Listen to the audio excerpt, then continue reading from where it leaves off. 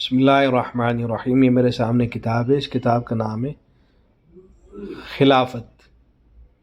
حضرت صلی اللہ علیہ وسلم کی وفات کے بعد سلطنت مدینہ میں حکومت کیسے قائم ہوئی، درس قرآن کے تسلسل میں اس عظیم موضوع پر عالمانہ بیان۔ یہ بیان ہے حضرت مولانا ڈاکٹر خالد محمود رحمۃ اللہ علیہ کا۔ تو اس کتاب کا جو صفحہ نمبر ہے 27، وہاں ایک واقعہ ذکر کیا گیا ہے، امیر مقرر کرنے کا ایک واقعہ۔ نبی اکرم صلی اللہ علیہ وسلم نے ایک مرتبہ ایک امیر مقرر کیا، تو وہ امیر جب قافلہ لے کر نکلا تو ایک جنگل میں جا کر اس نے صحابہ سے کہا کہ دیکھو میں تمہارا امیر ہوں، اور حضور صلی اللہ علیہ وسلم نے کہا ہے کہ جس نے میرے مقرر کردہ امیر کی اطاعت کی اس نے اللہ کی اطاعت کی۔ تو اس امیر نے یہ حدیث پڑھ کر سنائی اور پوچھا کہ دیکھو کیا میں تمہارا امیر ہوں؟ تو انہوں نے کہا، صحابہ نے کہا کہ بے شک۔ تو امیر نے کہا کہ جو درخت تھے ان کی لکڑیاں کاٹو۔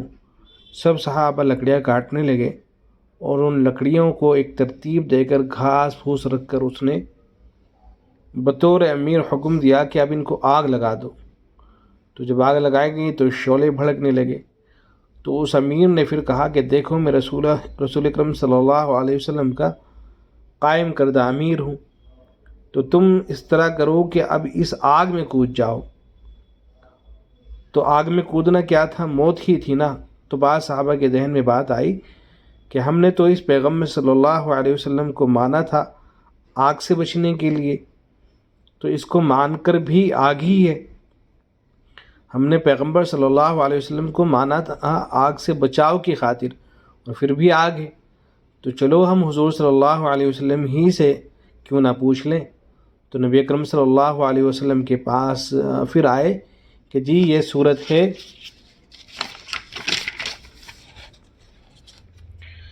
تو آپ صلی اللہ علیہ وسلم نے فرمایا کہ اگر تم اس آگ میں داخل ہوتے تو پھر کبھی نہ نکلتے۔ تم نے اچھا کیا جو پوچھا۔ میرا مقرر کردہ امیر وہی باتیں کہے جو میری شریعت سے ثابت ہیں، پھر تو ٹھیک ہے، اور اگر غلط کہے تو اس کی یہ بات نہیں ماننی۔ کسی کو امیر ماننا اسی طرح ہے جیسے کسی کو امام ماننا۔ تو اگر امام نماز میں غلطی کرے، ایک رکعت کم یا زیادہ کر دے، تو پیچھے والے لقمہ دیتے ہیں، تو اگر وہ امیر غلط کرے تو لقمہ دو۔ تو فرمایا کہ اگر تم اس آگ میں داخل ہو جاتے تو پھر کبھی نہ نکلتے، پھر تمہارا ٹھکانہ جہنم تھا۔ حاشیہ نمبر 14 پر یہ بخاری شریف کے حوالے سے یہ سارا قصہ نقل کیا گیا ہے، اس کی عربی عبارت یہ موجود ہے۔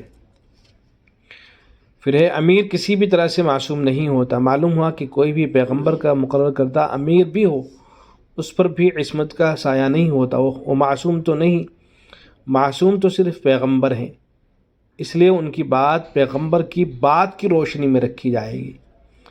حضور صلی اللہ علیہ وسلم سے جب پوچھا گیا تو آپ صلی اللہ علیہ وسلم نے فرمایا کہ تمہارا آگ میں چھلانگ لگانا غلط تھا۔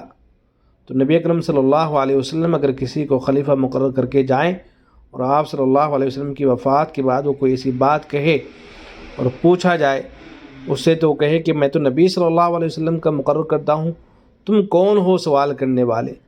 تو رحمت للعالمین صلی اللہ علیہ وسلم کی حکمت کا تقاضا یہ ہوا، دانائی کا تقاضا یہ ہوا کہ آپ صلی اللہ علیہ وسلم نے خلیفہ کسی کو بنایا، کسی کو نہیں، بلکہ حضرت ابوبکر صدیق رضی اللہ عنہ کو جب مصلی امامت پر کھڑا کیا۔ بہرحال آگے بات چلی گئی ہے۔ تو دیکھیں حضور اکرم صلی اللہ علیہ وسلم کی طرف سے بھی اگر کوئی شخص مقرر کردہ ہے تو اس کی ایسی بات نہیں مانی جائے گی کہ جو خلاف عقل ہو، خلاف نقل ہو، تو اور لوگوں کو تو چھوڑ دیجئے۔ تو ہمارے زمانے کے اندر یہ جو صورتحال عام ہوتی جا رہی ہے کہ بعض لوگ یہ کہنے لگے ہیں کہ کوئی بھی تمہارے اوپر اگر امیر مقرر ہو گیا ہے تو اب اس کی ہر بات کو مان لینا ہے، چاہے وہ کیسی بھی ہو، یا خود امیر اس زعم کے اندر مبتلا ہو جائے کہ میں تو امیر بن گیا ہوں، اب میں کچھ بھی کر سکتا ہوں، کچھ بھی بول سکتا ہوں، میرے لیے میرے جو متبعین ہیں ان کے لیے ضروری ہے کہ میری ہر بات کو مانے۔ ایسا نہیں ہے۔